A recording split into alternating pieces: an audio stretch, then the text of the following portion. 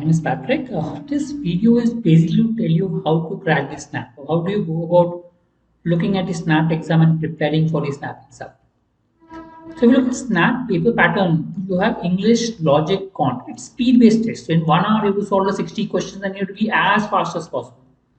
Normally recommended to start with English first because it takes lesser time. And I found logic and quant, whichever is the difficult area to solve in the end. I mean, you should try to get maximum marks in a given time. So try to solve English as fast as possible. Focus more on questions that takes lesser time and then a longer time. Anyway, overall 60 questions. Cutoff I said we could change from 41 to 44.5 to anything as such. They varies as such. There is a plus mark 1 hour, one mark for each question, but negative mark of 0.25 is there. Right? So be careful when marking the answers. Don't blindly mark. Intelligent guessing is fine. If you look at verbal, I mean, these are type of questions which are there. If you look at them, all fast based. I mean, except for paragraphs could take time, but fill in the blanks, grammar, parts of speech, non-human synonyms, you can do it very fast. Technically, 15 questions in verbal, if you can finish in 5-7 minutes, that will be great.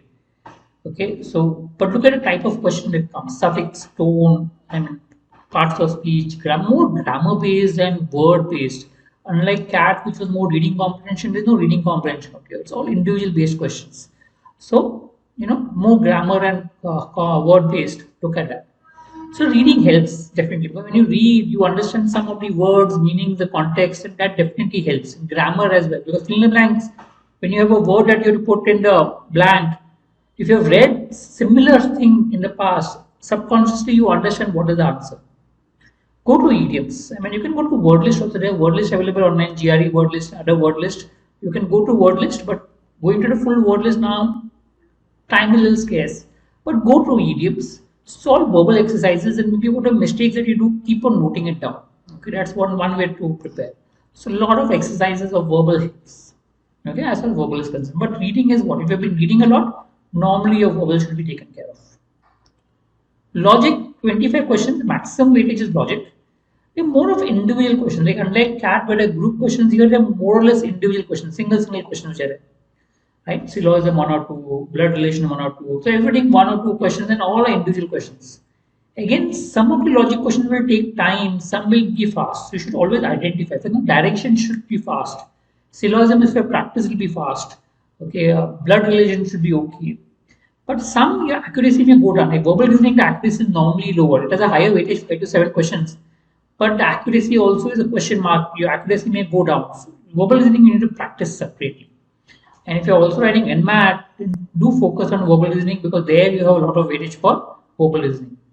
Calendar clocks, odd man out, directions, all these are available online. If you go for a banking exam notes or some notes, if you Google it off, you'll get a lot of questions on these areas.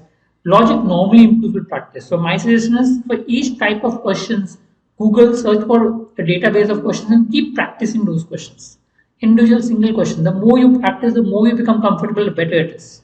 So if you're asking me what you need to focus on, you need to focus on logic because the weightage is higher and you can easily improve in a short period of time. Third is, okay, for logic, as I said, focus on verbal reasoning. A lot of weightage, 5 to 7 marks. Also practice numbered letter series, they also have a little bit of weightage, but normally it improves with practice. The more you solve, the more you become familiar with different types and that helps. Focus on solving on individual questions as far as possible.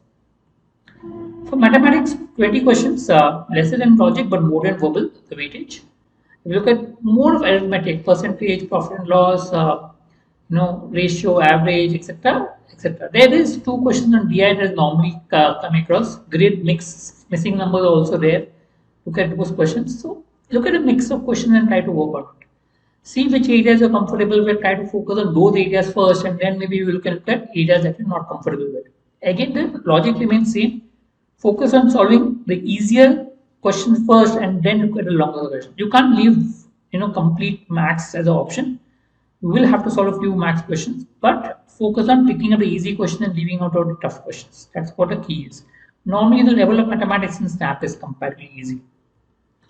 Can't focus on arithmetic. Those are the most help. I mean, level 1 sums of books are sufficient. Okay, if your quant is strong, then practice level 2 sum. But technically, for most for SNAP, at least level 1 sum more or less takes care of almost all the questions as far as possible. Right?